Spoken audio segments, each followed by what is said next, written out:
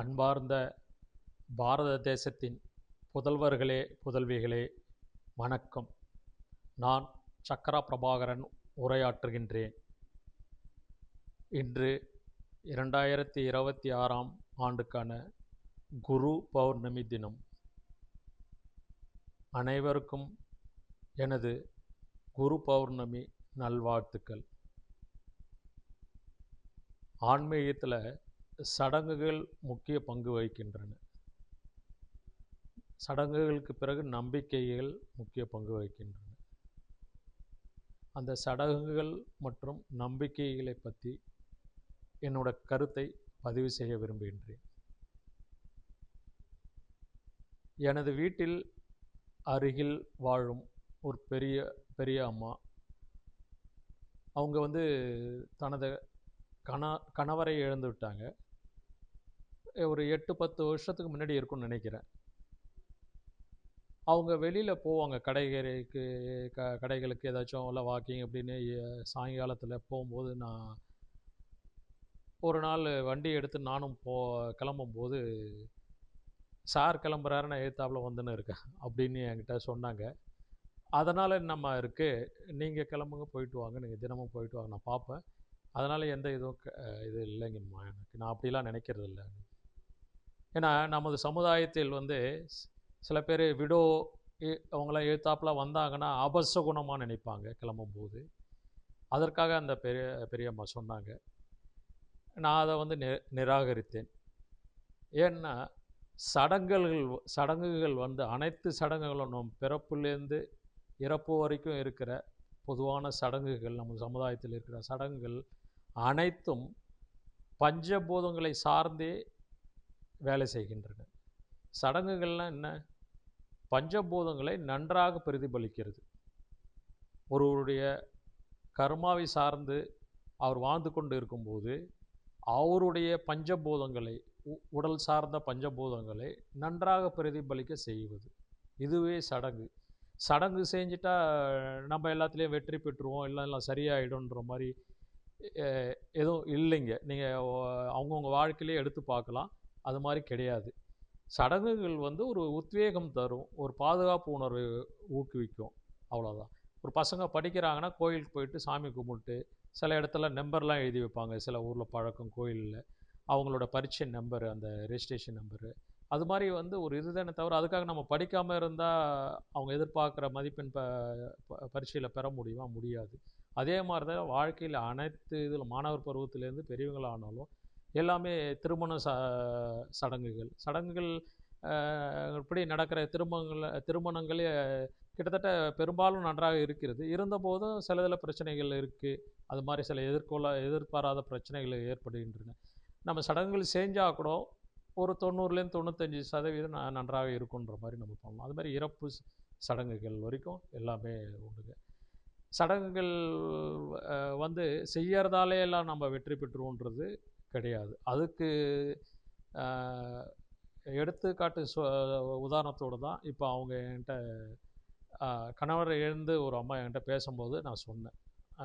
அப்படி தானே தவிர அது கண்டிப்பாக நிகழ்வுன்றதெல்லாம் கிடையாது. இந்த பூனை குறுக்க போனால், நம்ம வண்டி போகும்போது பூனை குறுக்க போகும்போது, அது அந்த காலத்துலேருந்து நம்ம காட்டு பகுதிகள் அதிகமாக இருக்கும்போது அந்த புலி சார்ந்த குடும்பத்தை சார்ந்தது அந்த பூனை. அதனால் அது மெதுவாக வர்றதை புலிகள் வருதோ என்னன்னு பார்த்துட்டு கவனமாக பார்த்துன்னு போகிறதுக்காக அது உருவானதான் பெரியவங்க சொல்கிறாங்க. அது மாதிரி அது பூனையும் அதே குடும்பத்தை சார்ந்ததால் நம்ம அபசகுணமாக நினைக்கிறோம்.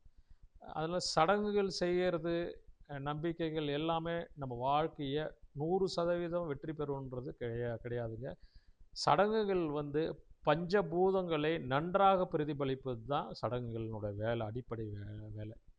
அந்த பஞ்சபூதங்களை நம்ம நன்றாக நிர்வகிக்கும் போது, நம்மளுக்கு நல்லா இருக்கும்போது, சடங்குகள் இல்லாமலே எல்லா வேலைகளும் நன்றாக நடைபெறும்.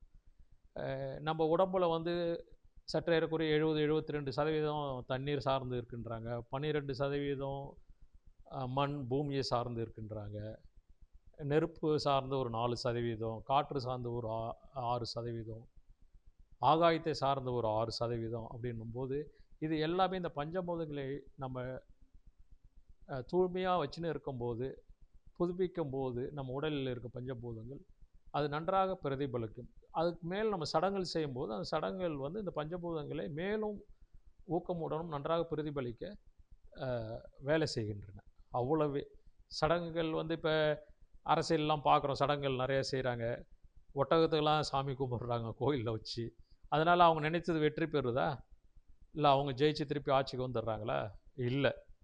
அதான் வந்து நம்மளோட பணி தான் செயலாக்கம், தீவிர முயற்சி இதான முக்கியமானதே தவிர சடங்குகள் அதுக்கு ஒத்திசைவாக இருக்கும். கொஞ்சம் உங்கள் வேலைகளை உங்களை வெற்றிகளை மேம்படுத்தும், அவ்வளவே. ஆனால் சடங்குகள் மட்டுமே அனைத்து காரியங்களையும் செயல்படுத்த முடியும் என்பது கிடையாதுங்க.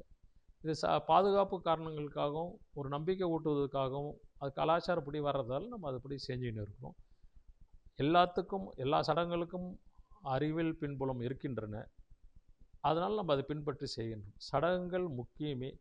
ஆனால் சடங்குகள் மட்டுமே நமது வாழ்க்கை அல்ல. இதை தெரிவிக்க தான் இந்த காணொளி. எனது காணொளி எதிர்காலத்தில் ஆன்மீகம் மற்றும் சடங்குகள் பற்றி இல்லாமல், அது மட்டுமல்லாமல் அரசியல் பற்றியும் உங்களுக்கு தெரியும், எப்போதும் போல் அரசியல் பற்றியும் வரும். வருகின்ற ஆகஸ்ட் 12ஆம் தேதி, ஆகஸ்ட் 27ஆம் தேதி 2 காணொளிகள், மேம்படுத்தப்பட்ட காணொளிகள் வெளியிடப்படும். இது அரசியல் சார்ந்தும் இருக்கும், ஆன்மீக சார்ந்தும் இருக்கும். அதே மாதிரி அதான் நான் சொன்ன மாதிரி மாதத்துக்கு 2 முறை என் காணொளிகள் வெளியிடுவேன். அது அரசியல் சார்ந்த செய்திகள், எதிர்காலத்தின் கணிப்புகள், இதை பற்றி நீங்கள் தெரிந்து கொள்ளலாம்.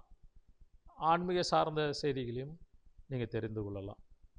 நம்ம திருவள்ளுவர் சொன்னபடி ஒழுக்கம் விழுப்பம் தரலாம், ஒழுக்கம் உயிரினும் ஓம்பப்படும்.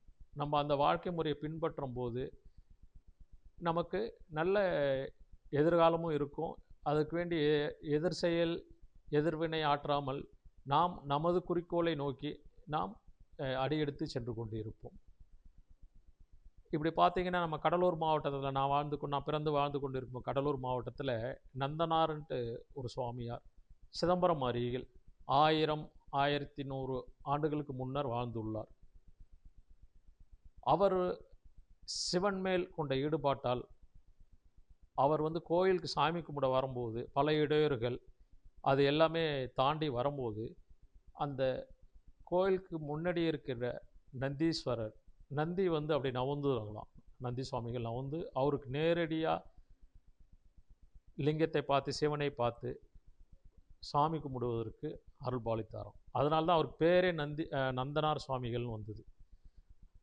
அவர் சார்ந்த சமூகத்தை, அவர் பட்டியலினத்தை சார்ந்தவர் என்று சொல்லப்படுகிறது. அவர் பட்டியலினத்தை சார்ந்தவர்கள் அப்போது கோயிலுக்கு உள்ளார வர அனுமதி இல்லாமல் இருந்ததால் அவர் வெளியிலிருந்து கும்பிடும்போது சிவனே தனது பக்தருக்கு அது மாதிரி அருள் பாலித்தார்ன்றது ஐதீகம். அவர் வழியில் இப்பயும் மடங்கள் எல்லாமே நடந்து கொண்டிருந்தேன். எதுக்கு சொல்கிறேன்னா, பஞ்சபூதங்கள் தான் எல்லாத்துக்கும் அடிப்படை. அந்த பஞ்சபூதத்தையே கடவுள் நினைத்தாலும் உங்களுக்காக, பக்தருக்காக, தன் பக்தனுக்காக அவர் மாற்றி அமைச்சார் என்பது இது ஒரு எடுத்துக்காட்டு. அது அடுத்தது 2வது வள்ளலார் பெருமாள். சுமார் 200 ஆண்டுகளுக்கு முன்னர் நாம் வடலூரிலே அவர் பிறந்து சென்னை சுற்றி சில காலங்கள் வாழ்ந்து பிறகு வடலூரிலே வந்து சபை அமைத்து, மடம் அமைத்து, ஜீவகாருண்யத்தை போதித்து, அனைவருக்கும் உணவளித்து தனது வாழ்க்கை பயணத்தை முக்தியை அடைந்தார். ஜோதி மூலம் முக்தி அடைந்தார். அவர் வந்து பஞ்சபூதங்களையும் தாண்டி தனது உடலை, அதாவது சுத்த உடல்னு சொல்கிறது, அது வந்து நிழலே கீழே விழாதுங்களாம். வள்ளலார் வாழ்ந்த காலத்தில் பிற்பகுதியில் அவருடைய வாழ்க்கையை அவருடைய நிழல் வந்து எங்கேயுமே கீழே பார்க்க முடியாதுங்களாம். அது மாதிரி வந்து அந்த நிழலே விழாத அளவுக்கு அந்த உடம்பு மாறி இருக்குங்க. அவர் தனது ஜீவகாருண்யம் கொள்கையை, வாழ்க்கை முறையை பின்பற்றி இது மாதிரி பஞ்சபூதங்களையும் தாண்டி நம் முன்னோர்கள் வாழ்ந்திருக்கார்கள். அவர் அந்த பஞ்சபூதங்களை தாண்டி தான் உடலை மெருகேற்றி ஜோதியில் ஐக்கியமானார் என்பது தான் உண்மை. அந்த ஜோதி தான் இப்பயும் எழுந்துன்னு இருக்குது. பிறருக்கு உணவளிப்பதே தனது தலையாய கடமையாக அவர் கருதி அது இப்போவும் அது பண்ணின்னு இருக்காங்க அந்த மடத்தில். எதுக்கு நான் சொல்கிறேன்னா, அந்த அளவுக்கு நமது முன்னோர்கள் வாழ்ந்து காட்டியிருக்கிறார்கள். அதனால் ஆன்மீகத்தில் பல வழிகள் இருக்கின்றன. எல்லா வழிகளும் ஆனால் ஒன்றே ஒன்று தான். கடவுளை நோக்கி தான், உண்மையை நோக்கி தான் பயணிக்கும். அப்போது நம்ம பயணத்தில் நம்ம நேர் சென்று கொண்டு இருக்கும்போது பல இடையூறுகள் வந்தாலும் நம்ம கவனத்தை சிதறவிடாமல் செல்லும்போது நாம் முக்தியை நோக்கி செல்லலாம். இது நம்ம இந்திய பண்பாட்டின்படி எப்போதுமே வாழ்க்கை முக்தியை நோக்கி தான் போகும். அதனால் இது முக்தியை நோக்கி சொல்லலாம். இது மாதிரி நம்ம முன்னோர்கள் வாழ்ந்த பழக்கங்களை நாம் கற்றுக்கொண்டால் இந்த சடங்குகள் சம்பிரதாயங்கள் இதை பார்த்துலாம் நம்ம அதிகமாக பயப்பட தேவையில்லை. இதை அதை மெருகேற்றத்துக்கு நம்ம நம்ம வாழ்க்கையை மெருகேற்றத்துக்காக பயன்படுத்தி கொள்ளலாம். இது போல் பல காணொளிகள் இன்னும் மெருகேற்றப்பட்ட நல்லா எடிட் பண்ணப்பட்ட அது மாதிரிலாம் செஞ்சு நல்லா வெளியிடுறதுக்கு ஏற்பாடு பண்ணின்னு இருக்கிறோம். அனைத்து மாதங்களிலும் இருமுறை காணொளி ஆன்மீகம் மற்றும் அரசியல் பற்றி வெளியிடுவதற்கு ஆரம்பித்துள்ளோம். நன்றி, வணக்கம். பாரத் மாதா கி வெற்றி.